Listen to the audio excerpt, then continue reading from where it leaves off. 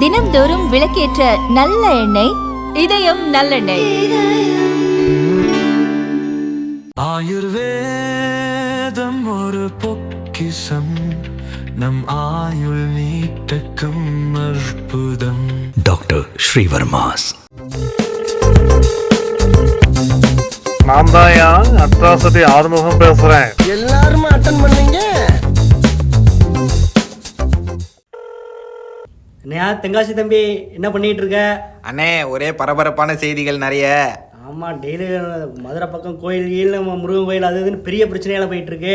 ஆமாண்ணே, நீங்கள் ஏதாவது வித்தியாசமாக வச்சுருப்பீங்களேண்ணே?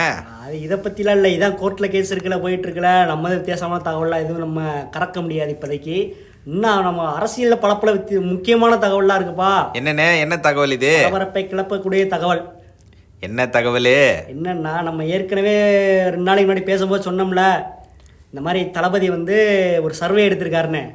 எங்கண்ணே அன்னைக்கு அந்த இதில் திருச்சிக்கிட்ட ஒரு தொகுதியில் சர்வே எடுத்திருக்காரு. ஆமாண்ணே. அங்கே வந்து அவர் சார்ந்த அந்த சமூகத்தை சார்ந்த ஓட்டுகள்லாம் இவருக்கு சாதகமாக வருங்கிற மாதிரி ஒரு வாய்ப்பு இருக்குது. இது போக அந்த தொகுதியை சேர்ந்த அந்த எம்எல்ஏ இருக்கார்ல, ஆமாம், சூரிய கட்சியோட கூட்டணி எம்எல்ஏ, ஆமாண்ணே, அவரே இந்த பக்கம் தாவ போகிறதா, அவரும் அந்த சமூகத்தை சேர்ந்தவர் தான், அவர் இந்த பக்கம் தாவ போகிறதான்னு சொல்லிட்டு இருந்தோம்ல. ஆமாம். இப்போ இன்னொரு புது பூகமலை இருப்பா. என்னண்ணே, கன்ஃபார்ம் ஆயிடுச்சாண்ணா? இது ஒரு பக்கம் கன்ஃபார்ம் மாதிரி தெரிஞ்சாலும் சூரிய கட்சி பக்கம் சும்மா விடுவாங்களா? இது வரைக்கும் அந்த பக்கம் தானே அவங்க ஓட்டெலாம் போயிட்டு இருந்துச்சு. சிறுபான்மையின் காவலர்கள் அப்படிலாம் சொல்கிறாங்கல்ல. ஆமாண்ணே, ஓட்டெல்லாம் அந்த பக்கம் தானே போயிட்டு இருந்துச்சு. இப்போ என்னன்னா, தளபதி வந்தோன்னா ஒரு பெரிய அவங்க அந்த ஓட்டில் ஒரு குண்டத்துக்கு போடுற மாதிரி ஆகிப்போச்சு. லட்டுல வச்சு நினச்சியா தாஸ்? நட்டுல வச்சேன். என்னண்ணே, ஏதாவது வித்தியாசமாக சொல்லியிருக்காங்களா? என்ன வித்தியாசம் சொல்லலை, ஒருத்தர் வித்தியாசமாக பண்ணியிருக்கா. அப்படி என்ன பண்ணியிருக்காரு?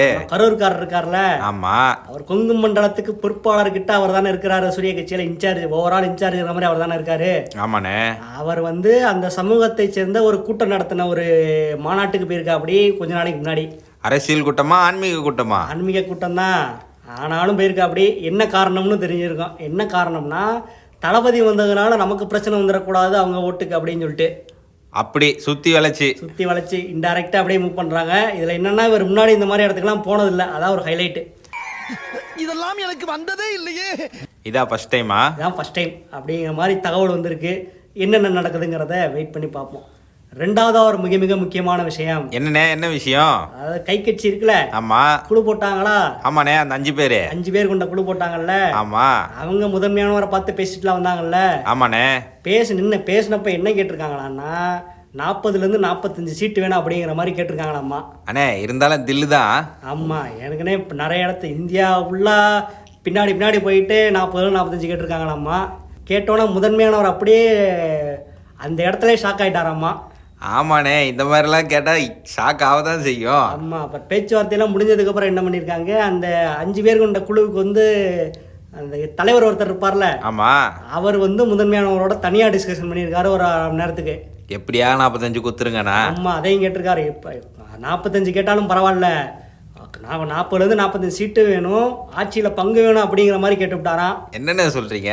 ஆமாம், ஆனால் நம்ம முதன்மையானவர் இருக்கார்ல, ஆமாம், அவர் தான் அரசியலை கரைச்சி குடிச்சவரில் இந்த மாதிரி விஷயத்தில் டீல் பண்ணுறதுல. ஆமாண்ணே.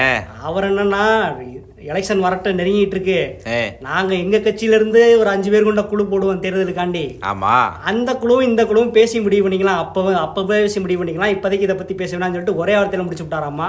அதாச்சும் இதில் எனக்கு நான் பேச மாட்டேன், நான் போடுற டீம் கிட்ட எங்கள் ஆள்கிட்ட பேசிக்க அப்படிங்கிற மாதிரி சொல்லி விட்டாராமா, ஒரே வார்த்தையில் முடிச்சு விட்டாராமா. அண்ணே, இது அந்த என் ஆள் அனுப்புகிறேன் அவங்ககிட்ட சொல்லி அனுப்பு, அதானே?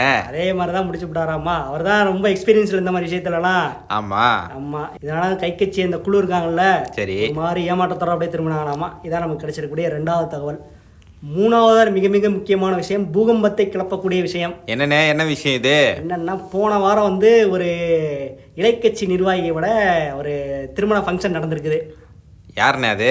யாரும் தெரியல, ஒரு முக்கியமான நிர்வாகி வச்சுக்க. சரி, அவர் ஹை லெவல் நிர்வாகி, சேலத்துக்காரர் இருக்கார்ல, ஆமா, அவரும் போயிருக்கா. அப்படி அப்புறம் கிருஷ்ணகிரி பக்கம் முக்கியமான அந்த சேலத்துக்காரர் கூடவே இருக்கக்கூடியவர் அந்த குழுவுலலாம் இருந்தார், இப்போ இருக்கிறாரு. கிருஷ்ணகிரி பக்கம் முக்கியமான ஆள். சரிண்ணே. அவரும் போயிருக்கிறாரு. எங்க? அதே ஃபங்க்ஷனுக்கு? அதே ஃபங்க்ஷனுக்கு அவரும் போயிருக்கிறாரு. ஆனால் என்ன ஹைலைட்னா, அவர்கிட்ட இவர் வந்து பேசிக்கவே இல்லையா. யார் கிருஷ்ணகிரிக்காரர் வந்து சேலத்துக்காரர்கிட்ட பேசிக்கவே இல்லை, முகத்தை கூட திரும்பி பார்க்கலையா. என்னண்ணே புது பூகம்பமா இருக்கு? அவன் கேட்டோடனே நமக்கே அப்படி ஷாக் ஆயிடுச்சு. இதில் என்னன்னா இந்த 2 பேருக்கு பொதுவாக ஒரு நண்பர் இருப்பார்ல ஒருத்தர். ஆமாண்ணே. ஒருத்தர் வந்து சேலத்தில் இருக்கு. அப்படி அவர் யாருன்னா இலைக்கட்சிக்காரருக்கும் நெருக்கம், நமக்கு அந்த கிருஷ்ணகிரிக்காரருக்கும் நெருக்கம். சரிங்கண்ணே. அவர் வந்து கிருஷ்ணகிரிக்கார்ட்ட சொல்லியிருக்காரு, அண்ணே நீங்கள் போய் பேசுங்கண்ணே, அவர் வந்திருக்காருல, பேசாம தான் நல்லா இருக்காது அப்படிங்கிற மாதிரி சொல்லியிருக்காரு. என்னண்ணே சமாதானமா? அதான் அந்த மாதிரி சொல்லியிருக்காரு. என்னன்னு தெரியல, பேசிட்டு வாங்க அப்படிங்கிற மாதிரி சொல்லியிருக்காரு. என்னன்னு தான் கட்சி தலைவர்ல, சரி பேசிட்டு வாங்கன்னு சொல்லியிருக்காரு. ஆனால் அவர் சொல்லிட்டாராம், முடியவே முடியாதுப்பா, நான் இதுக்குப்பா அவர்கிட்ட போய் பேசணும், நம்ம என்ன சொன்னாலும் அவர் என்ன கேட்குறாரா அப்படிங்கிற மாதிரி ஒரே வாரத்தில் முடிச்சு விட்டாராமா. இதை பேசிட்டு சொல்லு, டக்கு டக்குன்னு இதை சொல்லிவிட்டு உடனே அங்கேருந்து கிளம்பிட்டாராமா. என்ன சொல்றீங்க? ஆமாம், உடனே அங்கேருந்து கிளம்பிட்டாராமா. அதான் என்ன சொல்கிறாங்கன்னா, அந்த அதில் இருக்கிற அந்த ஃபங்க்ஷன் நடந்த ஃபோட்டோவெல்லாம் பார்த்தோம்னா 2 பேரும் ஒன்றா இருக்க மாட்டாங்கோ அப்படிங்கிற மாதிரிலாம் சொல்லியிருக்காங்க. அண்ணே அந்த ஃபோட்டோவை அப்போ உடனே போய் பார்க்கணுண்ணே. அதான் பார்த்தா பல விஷயங்கள் தெரிய வருங்கிறாங்க. இவர் ஏற்கனவே ஒருத்தர் கோபிக்காரர் அந்த பக்கம் மூவ் பண்ணிட்டார்ல. ஆமாம். இவர் நம்ம தேனிக்காரர் வேற டெல்லிக்கு போய் அடிக்கடி போயிட்டு வர. அப்படி அண்ணே அவர் ஏதாவது சுற்றுலா போயிருப்பாருண்ணே. சுற்றுலா போகிறதானே கோபிக்காரன்னு சொல்லிட்டு போனார், ஹரித்வார் போகிறேன்னு சொல்லிட்டு பல வேலைகளை பார்த்து விட்டார்ல. அந்த மாதிரி இவர் ஏதாவது பண்ண போகிறாரோ அப்படின்னு இலைக்கட்சிக்காரங்கள மாதிரி ஷாக்கில் இருக்காங்களாம்மா. அடுத்தடுத்த ஷாக்கில் அடுத்தடுத்து வந்துக்கிட்டு இருக்கு. ஒவ்வொன்றா வெயிட் அண்ட் வாட்ச். நான் தான் அட்ராசிட்டி ஆறுமுகம் பேசுறேன். எல்லாருமே அட்டன் பண்ணீங்க.